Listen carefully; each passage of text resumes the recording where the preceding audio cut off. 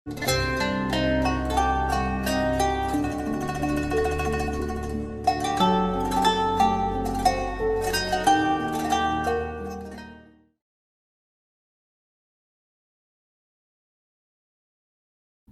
بالله من الشيطان الرجيم بسم الله الرحمن الرحيم الحمد لله رب العالمين والصلاة والسلام على رسولنا محمد وعلى آله وصحبه أجمعين. Hvala Allahu Đelešanuhu koji je poslanika našeg Muhammeda alejhi selam poslao kao milost svjetovima.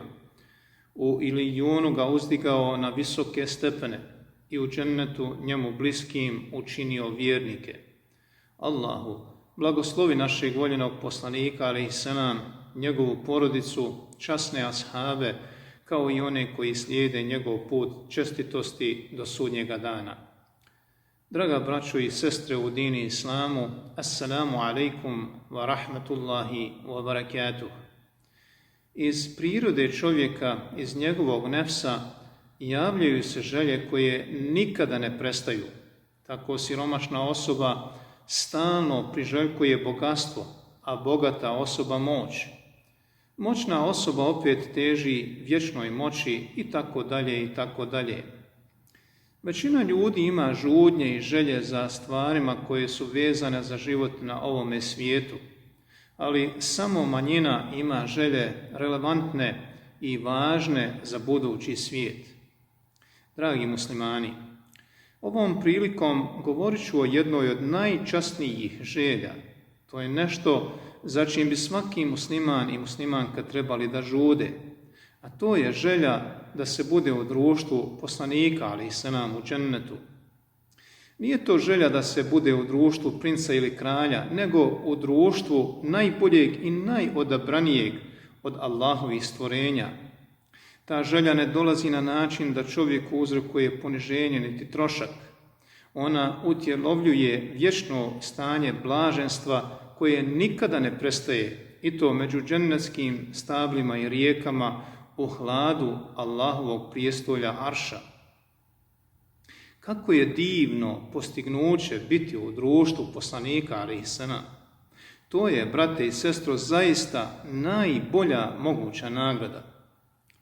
Draga braćo i sestre, zamislite da vam komšija u džennetu bude Allahov poslanik, velikan svekolikog Ademovog potomstva, onaj koji na sudnjem danu otvori vrata dženneta. To je želja za koju su doveli svi časni ashabi. Preneseno je da je poslanik sallallahu alejhi ve sellem jedne noći ušao u mešćidu Tami i tamo zatekao Abdullah ibn Mas'uda kako stoji moleći se Allahu i govoreći u svojoj dovi: O Allahu, molim te da mi daš vjeru koja ne prestaje, blagodati koje ne nestanu i da budem društvo tvoga poslanika Muhammeda u džennetu. Braćo i sestre, vi koji se molite i tražite od Allaha džennet, morate znati da džennet ima različite nivoe. Svaki stanovnik će biti na nivou u skladu sa svojim djelima. Kao što je rekao uzvišni gospodar: velikullin deređatum mimma amilu. I svima će pripasti nivo prema onome što su zaradili ili radili na dunjaluku. A preneseno je da je poslanik sallallahu alejhi ve sellem rekao: džennet ima 100 nivoa. Između svakog nivoa i sljedećeg nivoa nalazi se pješačka udaljenost od 100 godina. Naš poslanik sallallahu alejhi ve sellem bit će na najvišem nivou u džennetu, u Firdevsu. Biti u njegovom društvu u džennetu znači biti s njim u Firdevsu i uživati blagodati Firdevsa, mjesta odakle vode 4 džennetske rijeke. O vi koji volite poslanika alejhi selam, ko među nama ne želi da bude pored njega u džennetu? Ko među nama ne žudi da baci pogled na njegovo mubarek lice? Ali željeti nije isto što i imati, brate i sestro. Biti poslanikov saputnik tamo gdje je najpreče nije nemoguć cilj, a nije ni teško ostvariv. Samo treba ozbiljan rad i napor. Pa da vidimo, draga braćo i sestre, koja djela i radnje trebamo činiti da bismo postigli ovaj veliki cilj.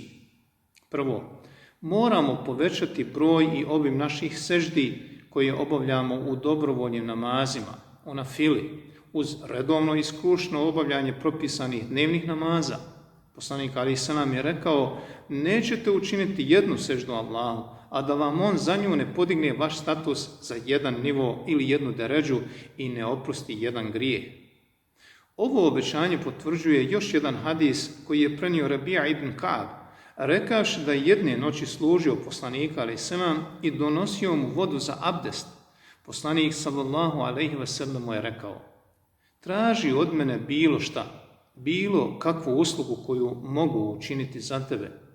Tada je Rabija rekao: želim biti u tvom društvu u džennetu.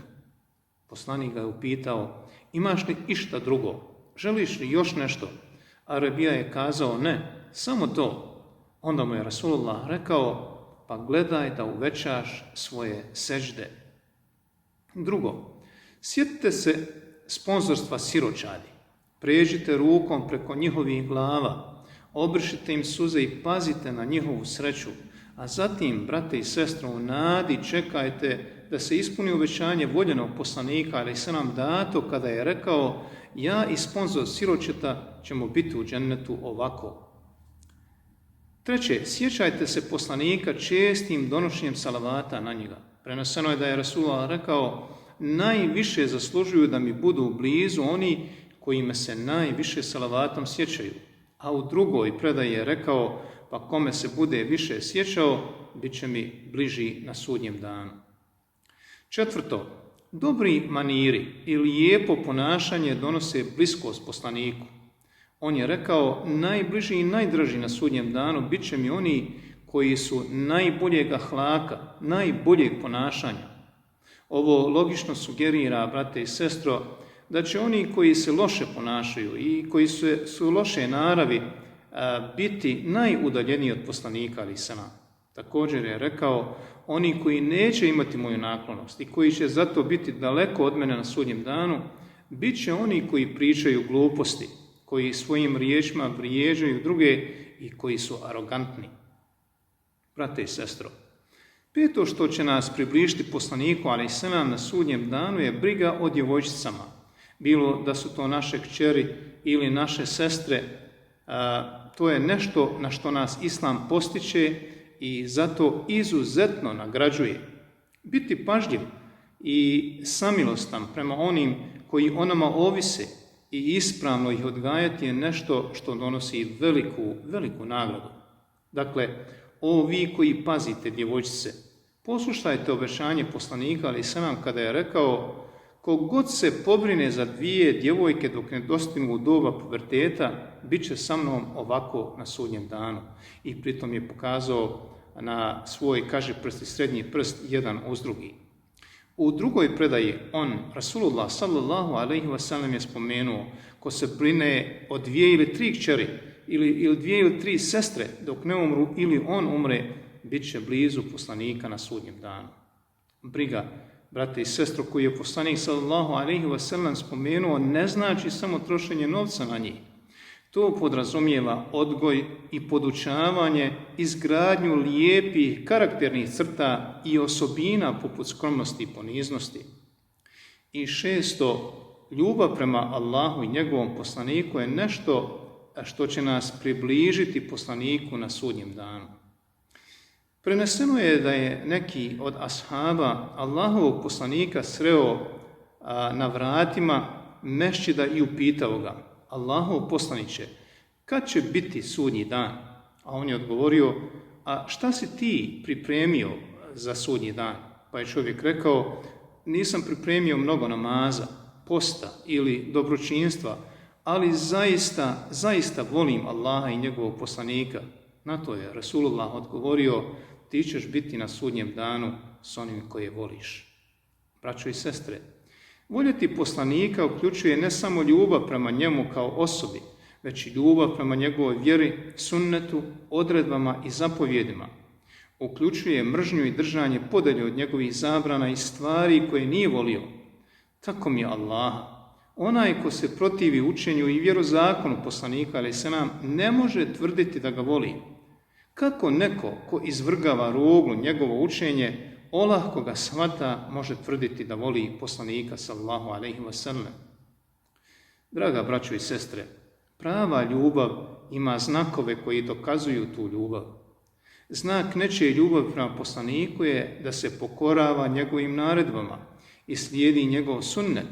Dakle, o vi koji tvrdite da volite poslanika i želite biti u džennetu u njegovom društvu, znajte da ćete se pokoravanjem njegovim naredbama i slijeđenjem njegovog sunneta ne samo približiti njemu, već i ostalim poslanicima na sudnjem danu.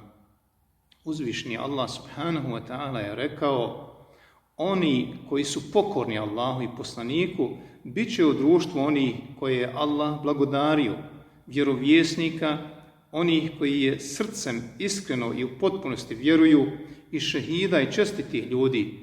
A divno li je to društvo?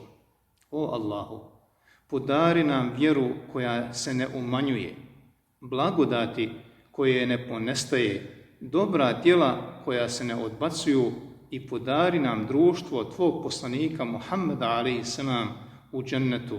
Amin. Ja rabbal alamin.